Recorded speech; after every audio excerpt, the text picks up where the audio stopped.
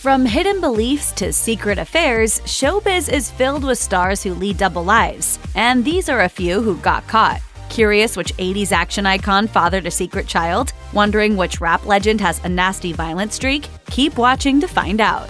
A Hollywood action star turned governor of California, Arnold Schwarzenegger ranked among the City of Angels' most famous faces. Married to veteran NBC journalist Maria Shriver since 1986, the pair were undeniably a genuine showbiz power couple, until allegations of Schwarzenegger's indiscretions came to light, that is. In 2003, 15 women came forward claiming the gubernatorial candidate groped them. In an interview with Peter Jennings from ABC News, Schwarzenegger tried to shake off the accusations, saying, "No one ever came to me in my life and said to me when I did anything, 'I don't want you to do that,' and you went over the line." He went on to suggest the timing of the complaints was suspicious, saying, "Isn't it odd that 3 days and 4 days before the campaign, all of a sudden all these women want to have an apology?" Years later, in 2011, the star destroyed his marriage with a stunning announcement. He had fathered a child with the family's housekeeper more than a decade previously. In his book Total Recall, My Unbelievably True Life Story, Schwarzenegger admitted he should have come clean to Shriver a long time before then. He wrote, "But instead of doing the right thing, I just put the truth in a mental compartment and locked it up where I didn't deal with it every day."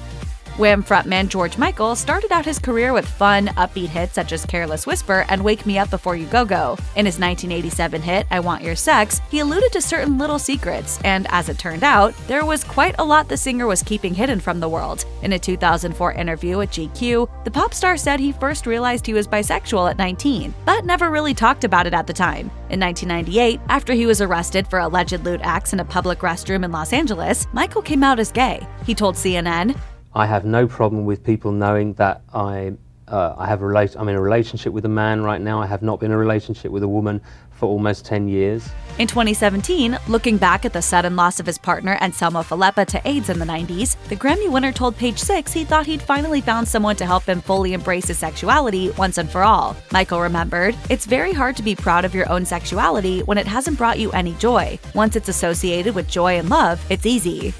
For decades, Olympic gold medalist Caitlyn Jenner presented herself as straight male, but in private, she identified as a transgender woman. Jenner reportedly came out to 2 wives, Linda Thompson and Kris Jenner, but according to Caitlyn's book, The Secrets of My Life, Kris pressured her into staying in the closet, suggesting she pray away the issue instead. Things came to a head when Kris and Caitlyn divorced in 2014, and tabloid reports began trickling in that Caitlyn was transitioning into a woman. It was hard to know what to believe at the time. Jenner was no stranger to plastic surgery, and her long hair could have been an attempt to revive her famous look as a former decathlete. Not to mention, the Kardashians are masters at manipulating the press for their own ends. Then, in 2015, Caitlyn took control of her own narrative in a groundbreaking interview with Diane Sawyer, confirming that she is indeed a woman. She has lived her life in the open ever since. Tom Cruise is undeniably one of the biggest movie stars of all time. After an ugly divorce from Katie Holmes and revelations regarding his controversial relationship with the Church of Scientology, however, the action star's heroic reputation isn't what it used to be. According to a report by the LA Times, Holmes supposedly had to use a burner phone to escape her marriage and her husband's ties to Scientology. TMZ further alleged that Holmes left because Cruise planned to enroll their daughter Suri in Sea Org, a radical upper level of the highly controversial religion. As if the divorce wasn't damaging enough, documentaries such as Going Clear and Leah Remini's public defection from Scientology have connected Cruise's church of choice to some highly bizarre and disturbing claims. Naturally, none of this is a particularly good look for Cruise, who is allegedly seen as a messiah figure by other Scientologists. The chatty host of The Wendy Williams Show is charmingly confessional, and there's not much she doesn't share with her viewers, but on a few occasions, she has tried to keep things private. Williams fainted on the air in 2017 and subsequently took a 3-week break from the show. She later revealed that she was suffering from a serious autoimmune disorder called Graves' disease. In 2018, Williams slurred her way through an interview with the hip-hop group The Lox, an incident she blamed on powerful pain medication she'd been taking for a shoulder fracture. But then, in March 2019, she dropped a major bombshell on the air, one that only her son and husband had known about. For some time now, and even today and beyond, I have been living in a sober house. A few weeks later, Williams made viewers privy to another secret. She was divorcing her husband, Kevin Hunter, after his supposed mistress had given birth to a child. Later that year, Andy Cohen interviewed Williams on a satellite radio show, asking if she was aware of Hunter's double life. She replied, "It's like I knew a lot of things for years." Right.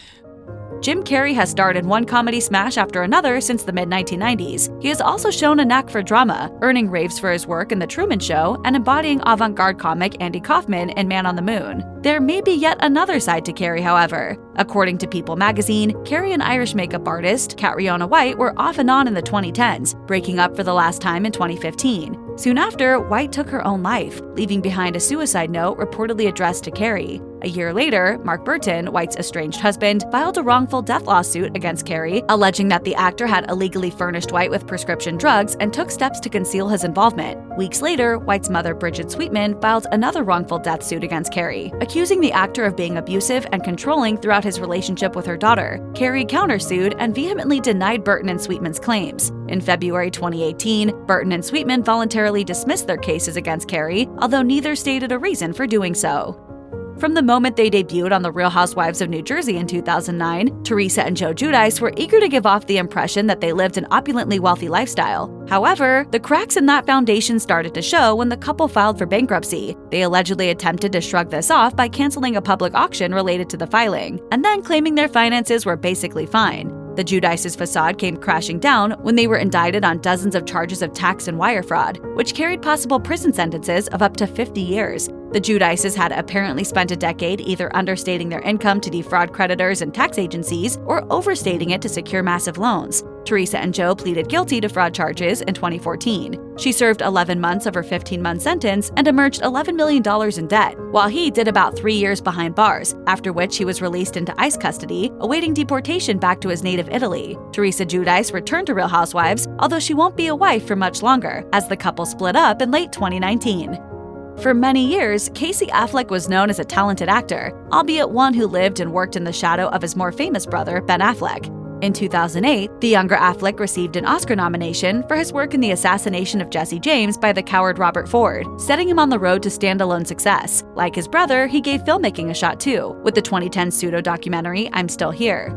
It was on the set of that film where tales of Affleck's untoward behavior surfaced. In the wake of the movie's production, I'm Still Here producer Amanda White filed a civil suit against Affleck over various misdeeds. According to the suit, Affleck's workplace behavior included calling women cows, detailing the bedroom behavior of himself and other celebrities, and ordering a crew member to expose himself to White.